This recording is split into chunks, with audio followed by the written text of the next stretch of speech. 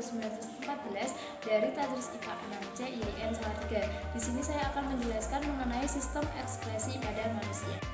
Oke, sebelumnya kita telah ketahui bahwa ekskresi merupakan proses pengeluaran sisa metabolisme yang sudah tidak berguna lagi bagi tubuh.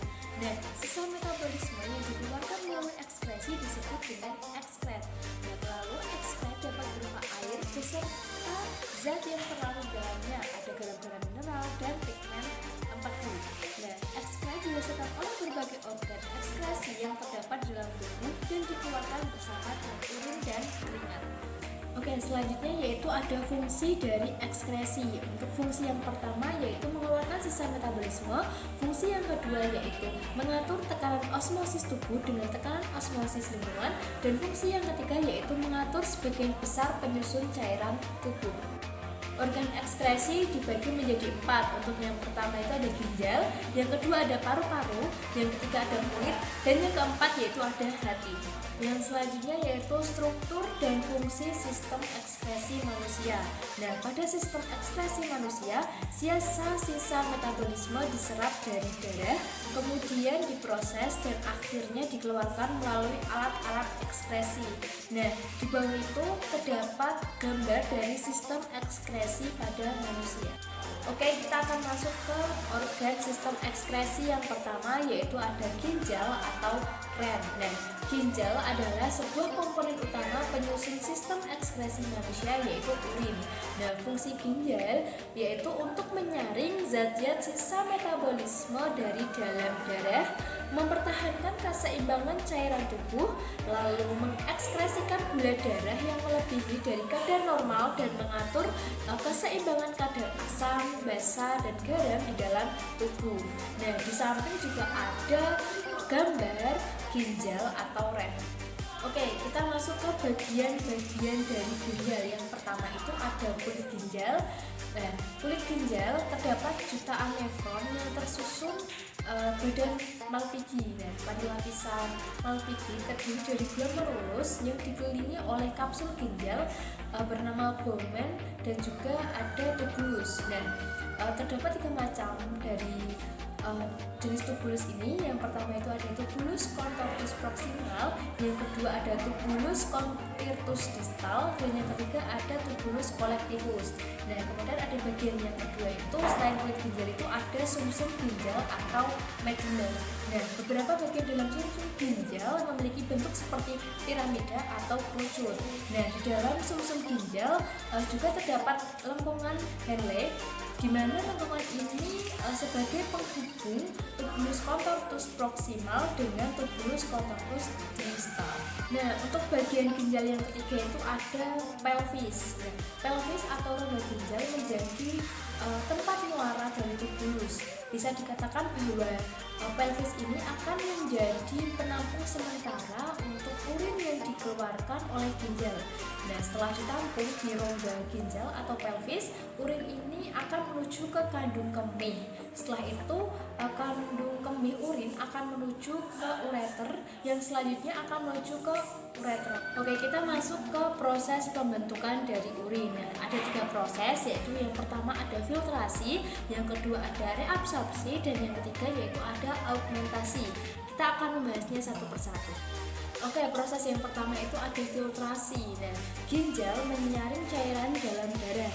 Bagian ginjal yang berfungsi untuk menyaring cairan adalah glomerulus. Nah, cairan yang tersaring ke dalam glomerulus adalah urea, glukosa, air, ion dengan jenis anorganik. Nah, ion anorganik yang dapat tersaring seperti natrium, kalium, kalsium, dan klor, sedangkan darah dan protein tidak dapat menembus glomerulus, sehingga darah dan juga protein akan tetap tinggal di pembuluh darah kapiler. Nah, namun semua zat sisa metabolisme tersebut akan disimpan dalam domain sebelum akhirnya melalui glomerulus. Nah, cairan yang tersimpan di bagian domain ginjal inilah yang disebut dengan urin primer. Nah, urin inilah yang nantinya dikeluarkan sebagai sisa dari metabolisme tubuh. Oke, proses yang kedua yaitu ada reabsorpsi. Nah, proses ini disebut dengan penyerapan kembali. Nah, proses reabsorpsi terjadi di bagian ginjal bernama di tubulus contortus proximal. Yang diserap kembali oleh tubulus contortus proximal itu adalah zat yang masih dibutuhkan oleh tubuh, sehingga zat itu akan diserap kembali oleh tubuh. Nah, cairan yang diserap kembali dalam proses ini disebut dengan urin sekunder. Nah, berikut ini adalah zat yang akan diserap kembali oleh tubuh, yaitu ada glukosa, air, asam amino yang bersifat anorganik, urea juga yang akan diserap kembali meski hanya dalam jumlah yang sedikit. Oke, proses yang ketiga yaitu ada augmentasi. Nah, augmentasi atau proses pengumpulan dinamakan tahapan pengumpulan sebab dalam tahapan ini akan terjadi pengumpulan cairan yang telah dilakukan dalam tahapan-tahapan sebelumnya. Tahapan ini merupakan tahapan yang terakhir. Nah, proses pengumpulan ini ada di bagian tubulus contortus distal, bisa juga terjadi di bagian saluran pengumpul atau apa saja yang berhubungan dengan proses augmentasi. Berikut ini penjelasannya. Untuk yang pertama, dalam proses augmentasi masih akan terjadi tahapan penyerapan cairan yang berupa ion natrium, klor, dan juga urea. Nah, selanjutnya itu cairan yang dihasilkan oleh tahapan ini sudah berbentuk urin dalam wujud nyata. Nah, yang ketiga itu cairan urin tersebut akan dibawa menuju ke rongga ginjal. Lalu di dalam rongga ginjal urin akan terbentuk dan juga terkumpul. Nah, setelah terkumpul di rongga ginjal, tugas rongga ginjal ini adalah membuang urin tersebut keluar dari dalam tubuh manusia. Cairan urin itu akan keluar melalui ureter dan uretra juga kambung kemih. Kedua yaitu kulit. Nah, itu di atas sudah ada gambar tentang sistem ekskresi kulit manusia. Nah, kulit itu merupakan organ ekskresi yang mengeluarkan bahan yang hampir sama dengan ginjal, yaitu sampah nitrogen berupa urea dalam bentuk keringat. Nah, kulit berfungsi untuk yang pertama itu melindungi jaringan di bawahnya dari kerusakan-kerusakan fisik karena gesekan, penyinaran matahari, kuman-kuman, dan zat kimia. Nah, fungsi yang kedua yaitu mengurangi kehilangan air, fungsi yang ketiga yaitu mengatur suhu tubuh, fungsi yang keempat yaitu menerima rangsangan dari luar, dan fungsi yang kelima yaitu sebagai organ ekskresi.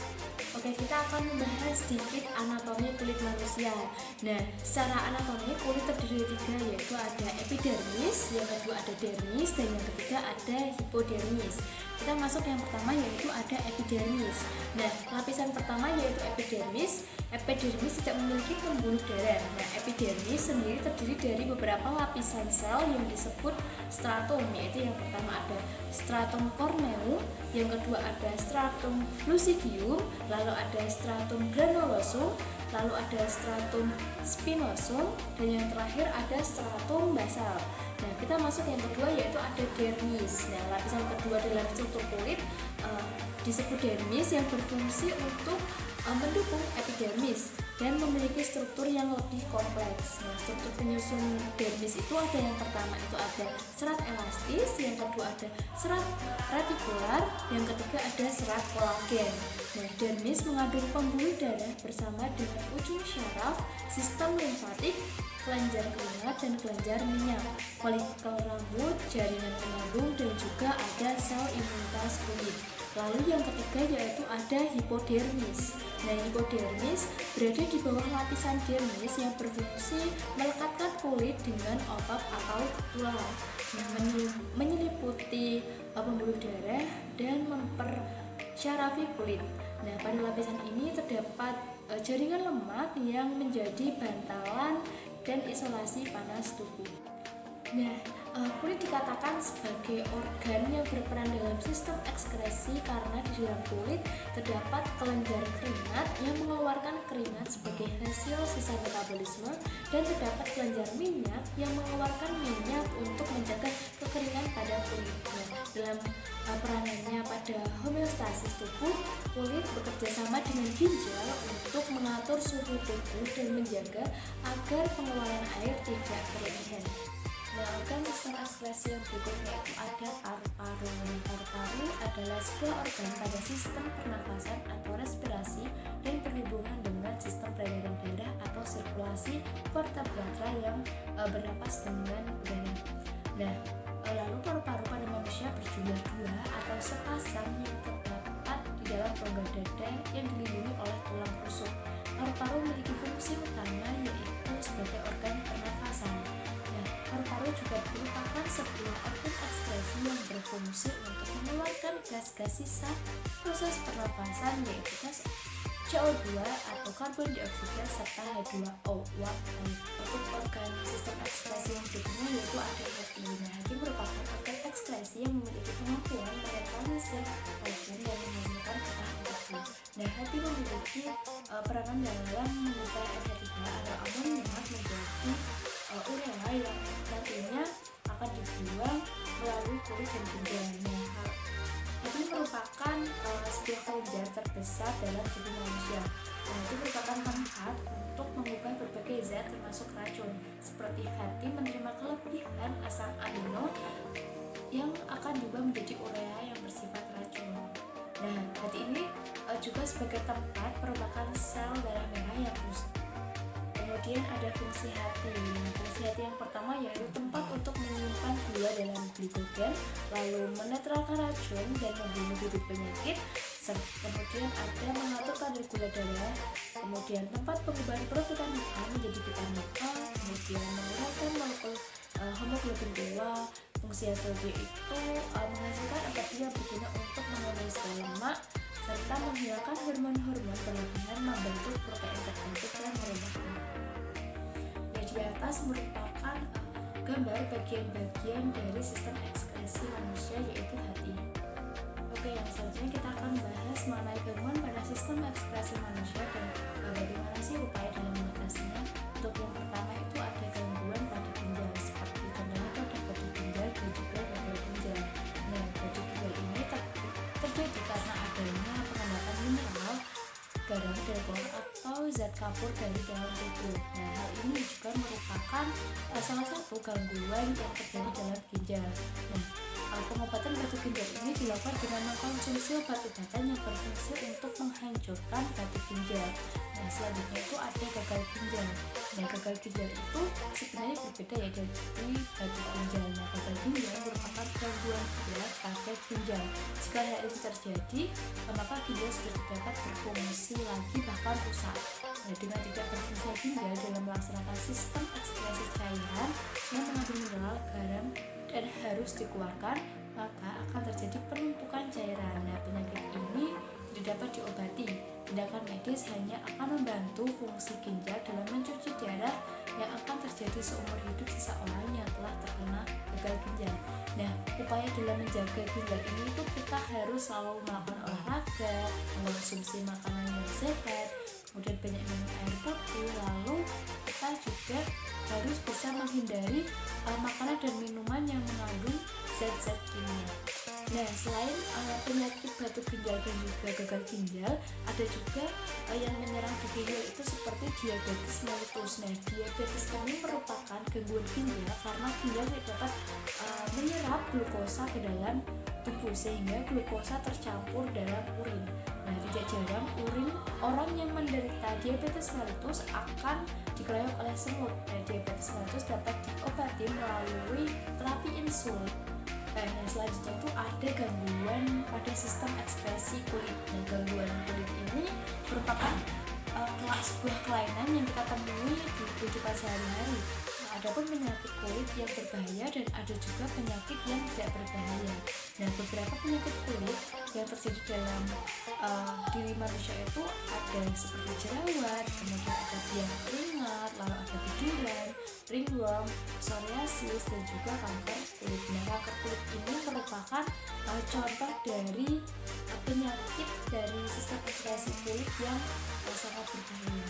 Nah, yang selanjutnya itu ada gangguan pada paru-paru seperti asma, TBC, dan juga pneumonia. Untuk yang selanjutnya ada gangguan pada hati. Nah, penyakit hati dapat disebabkan oleh adanya infeksi virus dan juga tidak bekerjanya hati serta empat B. Nah, kelainan pada penyakit hati ini dan juga penyakit kuning. Untuk hepatitis itu merupakan radang hati yang disebabkan oleh virus. Nah, virus di sini tuh ada virus hepatitis A dan juga virus hepatitis B. Nah, untuk virus hepatitis B itu lebih berbahaya daripada hepatitis A. Nah, kemudian ada penyakit kuning. Nah, penyakit ini disebabkan oleh tersumbatnya saluran empedu yang mengakibatkan jaring empedu tidak dapat dialirkan ke dalam usus 12 jari sehingga cairan akan masuk ke dalam darah dan berwarna menjadi kuning. Sekian penjelasan materi dari saya mengenai sistem ekskresi manusia, dan tugas ini dibuat guna memenuhi tugas ujian akhir semester mata kuliah KPK Selatan. Nah, sekian dari saya, mohon maaf apabila banyak kesalahan. Wassalamualaikum warahmatullahi wabarakatuh.